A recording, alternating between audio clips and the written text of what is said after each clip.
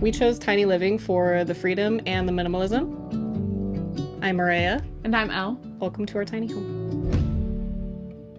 Right when you enter into the home, you step into the living room. These big French doors were a really important piece just to kind of expand visually the space, and then also to be able to fit the mattress, which we'll later see up in the loft. When you walk in, you have a little grizzly wood stove, which is the main heating component of the home, and then a little coffee table and a couch area for resting and where we spend most of our time seated if we're not actually in the loft in bed. The coffee table we actually made ourselves with local alligator juniper. The tree lamp we also created that was found in a burn scar area of the forest. And so we took that, kind of revived it, made it into a lamp, and it was just a way to bring more of the outside in to create kind of this natural appearance. The blueprint of the house you begin with, and then everything else is essentially custom. So we started off with one of the blueprints that Truform Tiny offers, and then we were able to speak with the designer, get some questions answered, and talk to them about how the space could both be functional, but then also suit our specific needs.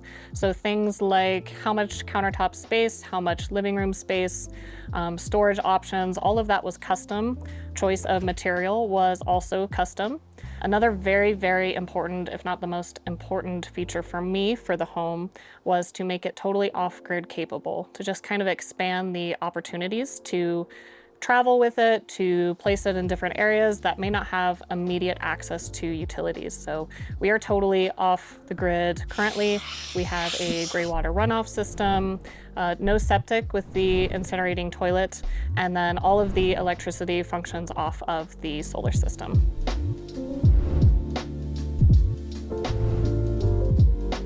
Just beyond the living room, we have the kitchen. So the important part for me was to have a large kitchen for eating, entertaining guests, entertaining friends and family, having people over. I specifically mentioned to them, take up some room in the house with the countertop space. We want the kitchen to be a focal point, to be a feature point so that we can entertain. An important feature was having this peninsula here. So this actually flips down, but we keep it up the majority of the time. Having a little space to actually have a dining area was something that was very important to me. I specifically mentioned with the building of the home that I would like the countertops to be a focal point. So this is a nice walnut countertop.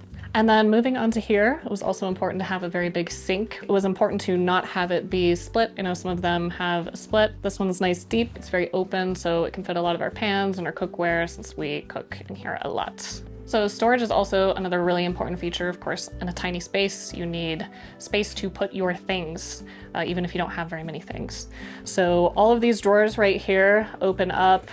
A lot of this is just like our junk drawers, daily items that we use, pens, tools, stuff like that. Under the sink, we've got our compost and cleaning supplies, trash cans, stuff like that. And then really nice deep drawers a little further into the kitchen where we keep all of our utensils, cookware, pots, pans, a little bit of additional open shelving just for some of the nicer glassware mugs that we use on a daily basis, some of our plates and bowls that we're constantly using. I feel like Truform Tiny kind of nailed it with all of the storage options. It works really, really well for us, holds all of our stuff perfectly. So very important to have a gas stove with all of the cooking that we do. This little glass lid flips up, which is great because it offers a little bit of protection from everything back here from splatter. Having gas was just a really important feature for me since I do so much cooking at home. Being able to have a propane range was really, really awesome. So that was a really great feature. I think the biggest thing is just sizing the pots and pans appropriately with this stove. So of course it's smaller than your typical stoves. And so having like at most something like a 10-inch pan, we try to keep most of them roughly about 8 inches so that we can do multiple things on multiple burners at one time. I think that was the biggest thing to get used to, but other than that, it functions awesome. The oven maybe took a little bit of adjustment and getting used to because a lot of the standard size pans will not actually fit. A lot of the standard sheets would run into the sides of the walls. So having to downsize on the pan size was something we had to do there, but not a big deal. The storage is really deep and nice. So all of the bakeware, we do bake and use the oven quite a lot too. It's very, very helpful to have deep, deep shelves. And then our knives, another important feature of doing a lot of cooking at home, having a lot of nice sharp knives in the kitchen. I am not the baker of the house. I do a lot of the cooking, but I don't do very much baking. So KitchenAid, worth it because I get to eat the baked goods. So in my opinion, it's worth the loss of space to have that guy. This size fridge was a bit of a surprise, but in a good way. So I was kind of expecting maybe like a mini fridge situation. So to have almost a full-size refrigerator was super awesome. This guy runs off of DC power, which functions really well with the rest of the off-grid system. It is fridge and freezer, so that was another important feature, that we wanted to be able to store our frozen items as well. Another really cool feature, in my opinion, was having a flat space and a flat surface up top for a little bit more storage. So we have some of our vinegars and cooking oils up here, a couple of books, and then this adorable little cubby here as well, with all of our like daily supplements that we take. We can keep in there for nice, easy access above the stove. I think overall, the kitchen space was done really, really well. I don't feel crammed. We have plenty of room to both be in here simultaneously, and it makes cooking from home and entertaining really easy. So Truform Tiny offered a couple of options for accessing the loft. One was these storage stairs, another was a ladder. I think having the storage stairs for us was just such the right choice, because where else are you going to store things in a tiny house? You need to have storage options. So being able to have all of this integrated, like underneath the loft access, was really, really cool. So in here we have some shoe blankets, stuff like that, knickknacks under here.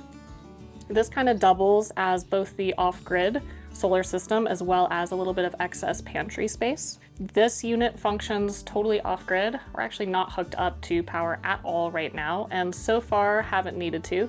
Though we are in northern Arizona, so we get lots of natural sunlight. Though in the winter, I could see the need to maybe either expand the battery and or solar system, or have to hook up if you get more than 3 or 4 days where it's really, really overcast or snowy. But so far so good. This unit has 4 panels on the roof that are 500 watts each, and then we have 2 lithium ion batteries. So far the battery system, I haven't seen it go below about 30-35%, and that was during a period of snow where the panels were covered. Other than that, we'll use maybe 10 to 15% of the available energy throughout the night. And then once we wake up, sun comes up over the unit, we're back to 100% on the batteries, which is awesome. We have these wonderful roll-out pantry options. They're quite deep, as well as the rest of the storage in the house. So we didn't have to downsize too much on things like our spices and the things that we cook with. And then another thing we get tons of questions about is, where do you put your clothes? And having a nice wardrobe area and just being really creative with where we put things, hanging, folding, rolling, all of that was really, really important. I don't know how many people have bigger dogs, tiny living, but I got a relatively big dog. So she is a Belgian Malinois Dutch Shepherd. She's a working dog. She's a ball of energy and joy and love. But an important feature for me was being able to have her space under the cabinet here. This is her little hidey hole. She loves it. She feels safe here. And they even went so far, the builders did, as to put a little cooling system directly over the crate. So in the warmer months, she stays nice and cool, and she has her own little private AC.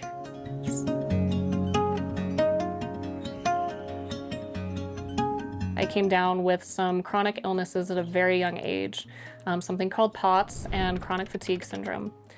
And that severely affected my quality of life. Being horizontal, bedbound for so long, really negatively impacted my bone health and strength. I developed osteoporosis as a result of dealing with these other chronic illnesses because of the lack of physical exposure to loading. I was lucky enough to have a doctor that kind of set me straight and said, look, here's where you're at. Here's where you need to be in order to have any hope of living a normal quality of life.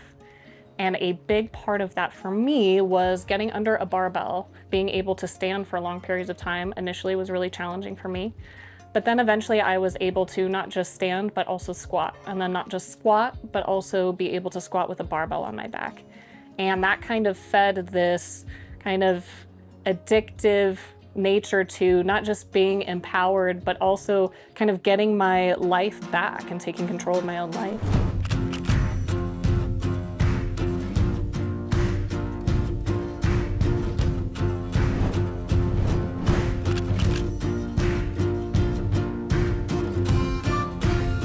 Truck life is where tiny living officially began. I spent a couple years off and on living out of a truck, and I learned what worked for me, what didn't. Being able to live in a very small space, mid-sized truck, getting used to having all of my stuff fit in that really small space was something that I grew to really enjoy and become really connected to. And so it seemed kind of like a very natural path for me to go from truck living to tiny house living. So initially there was maybe a little bit more upfront cost to this house than a lot of the homes that you may see that are standard hookups. The solar system that I utilize, it cost me about 13 grand up front.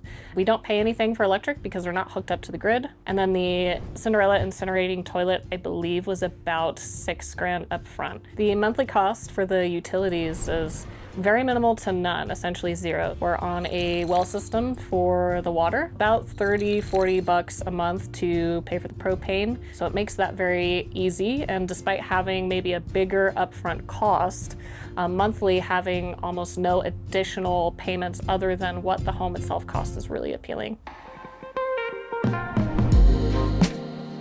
So the bathroom is located on the other end of the house, opposite the entryway.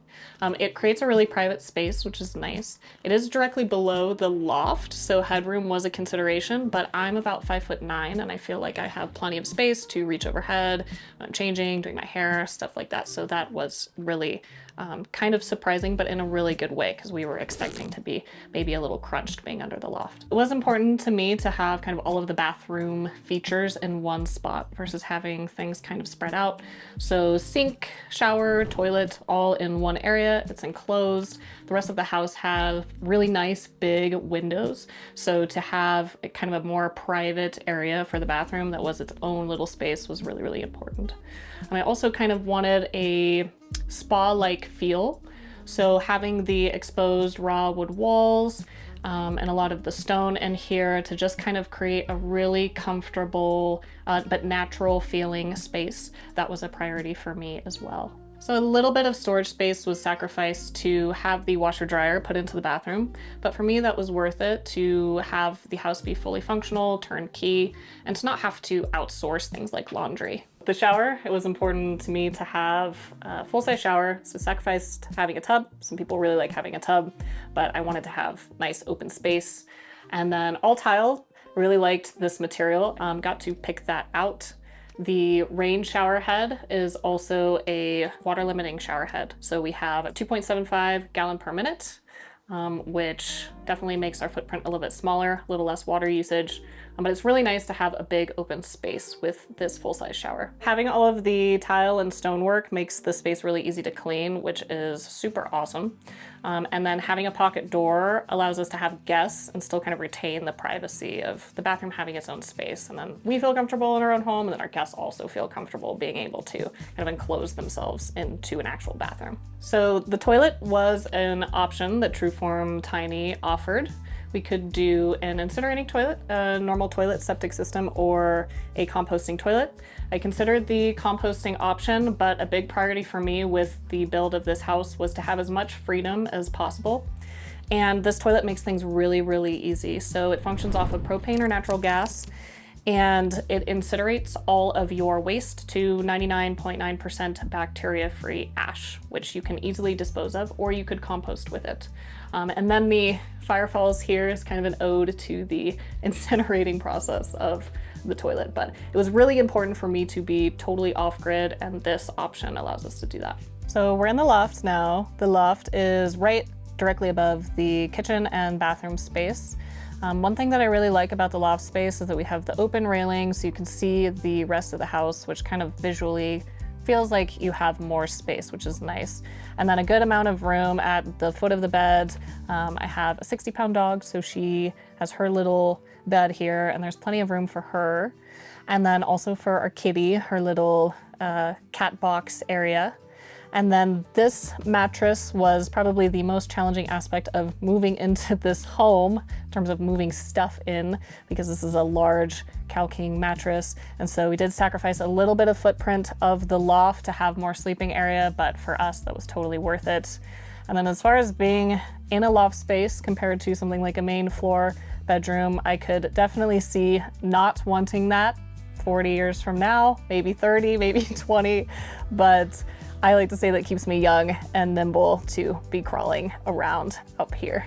Another feature that I totally love that makes this house feel like kind of like you're camping outside are the big skylights directly over the head of the bed. So falling asleep at night, you can look directly up and see the stars, which is amazing and one of my favorite things about the house. And then the big windows along the side also are great for airflow and just keeping the area from getting like really stuffy and feeling enclosed. Right now, I work out of a gym called All Athletes Welcome Gym. We are located in Prescott, Arizona. It's an incredible gym. We welcome absolutely anybody. You do not have to have training experience to come work with us. We have a lot of amazing personal trainers and coaches there that are extremely passionate about getting people stronger and healthier. Thank you for touring our tiny home. You can find my personal training information at yellowlizardstrength.com. And thank you for tuning in to Tiny Home Tours. They've been great. Bye, guys.